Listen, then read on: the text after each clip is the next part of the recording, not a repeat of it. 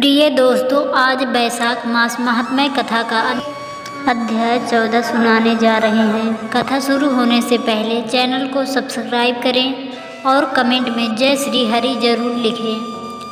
पुराने समय की बात है। सतयुग अपने चरम पर था।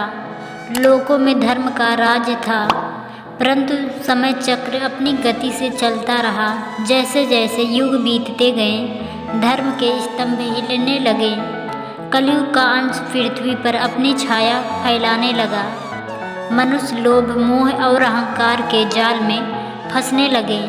देवताओं ने जब यह दृश्य देखा तो व्याकुल होकर त्रिदेवों के शरण में पहुँचे।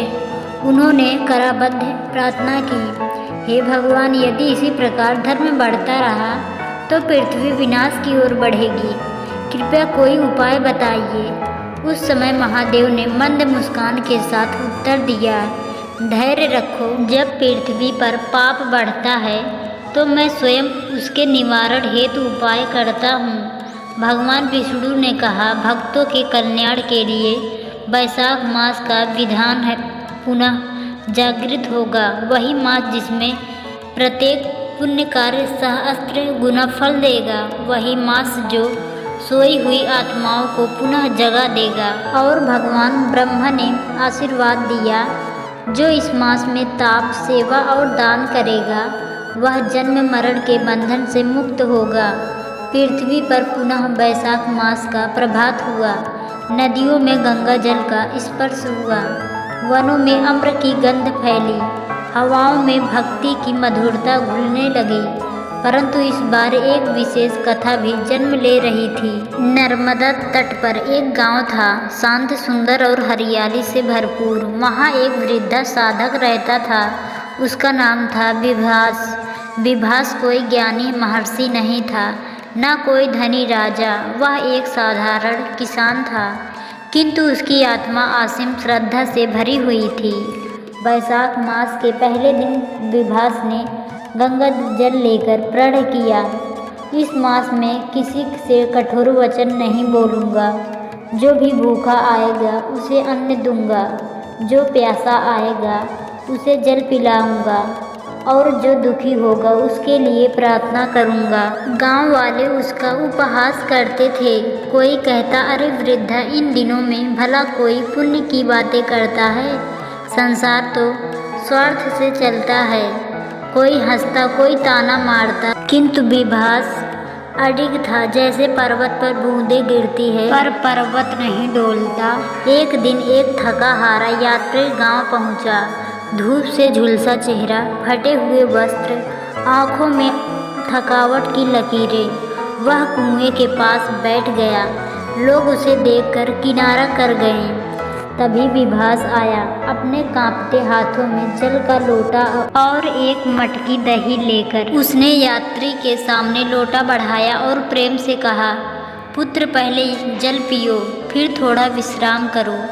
यात्री की आंखों में आंसू भर आए। जल पीकर वह विभास के चरणों में गिर पड़ा। कुछ देर बाद उस यात्री ने विभास से पूछा, बाबा, आप तो स्वयं वृद्धा हैं, फिर भी इस धूप में मेरी सेवा कर रहे हैं। विभास मुस्कुराया और केवल इतना कहा, बैसाख मास में किया गया छोटा सा उपकार भी स्वर्ग के द्वार खोलता है, और सेवा किसी भी युग में सेवा ही रहती है।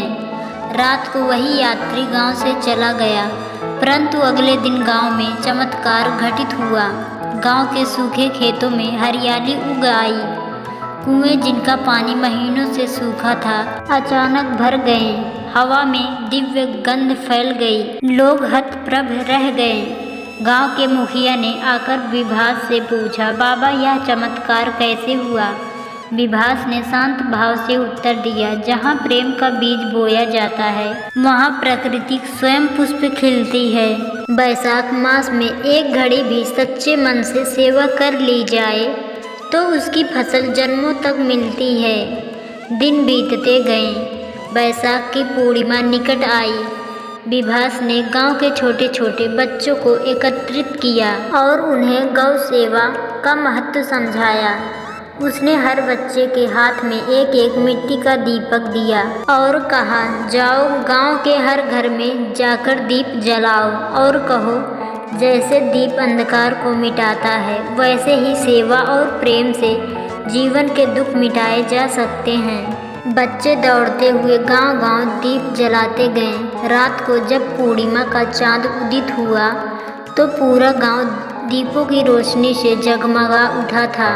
ऐसा लगा मानो स्वयं स्वर्ग उतर आया हो। दूर से देवगढ़ भी इस दृश्य को देखकर आनंदित हो उठे। इसी समय वह यात्री जिसे विभास ने जल पिलाया था वापस आया, परंतु अब वह कोई साधारण यात्री नहीं था। वह स्वयं धर्मराज थे, जो मनुष्यों की परीक्षा के लिए पृथ्वी पर विचरण कर रहे थे। विभास के समक्ष प्रकट होकर उन्होंने कहा, हे महात्मान, तुमने यह सिद्ध कर दिया कि एक साधारण मनुष्य भी यदि सच्चे भाव से वैशाख मास का आदर करे तो वह अमर हो सकता है। धर्मराज ने उसे वरदान दिया, तेरी यह भूमि युगों तक पुण्य भूमि कहलाएगी। यहाँ जन्म लेने वाला कोई भी प्राणी बिना मोक्ष प्राप्त किए इस संसार से नहीं जाएगा। और आकाश से पुष्प वर्षा होने लगी। विभास की आंखें झलक उठी। उसने हाथ जोड़कर कहा, यदि मुझे कुछ देना ही है तो बस इतनी कृपा करना कि जब जब वैशाख मास आए तब तब लोगों के हृदय में भक्ति, सेवा और प्रेम की लौ जलती रहे। धर्मराज ने आशीर्वाद देते हुए कहा, तथास्तु, और दिव्य प्रकाश में विलीन हो गए। विभास उसी गांव में साधना में लीन हो गया।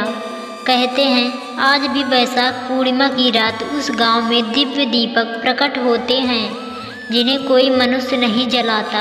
वहाँ की हवाएं अब भी भक्तों को यह संदेश देती हैं, जीवन छोटा है किंतु सेवा अनंत है, तन नाश्वर है किंतु प्रेम अमर है।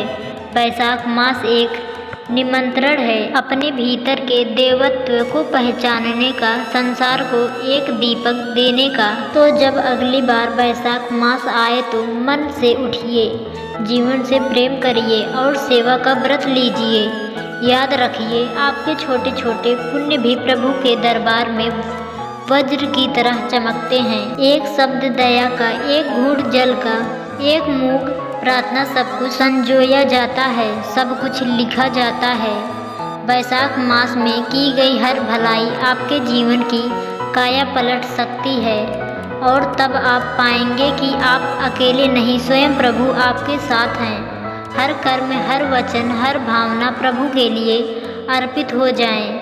यही वैशाख मास का संदेश है, यही विभास की कथा है, यही धर्मराज की स्वीकृत है, यही जीवन का अंतिम सत्य है। जो इसे पहचान लेता है वह स्वयं भगवान का अंश बन जाता है।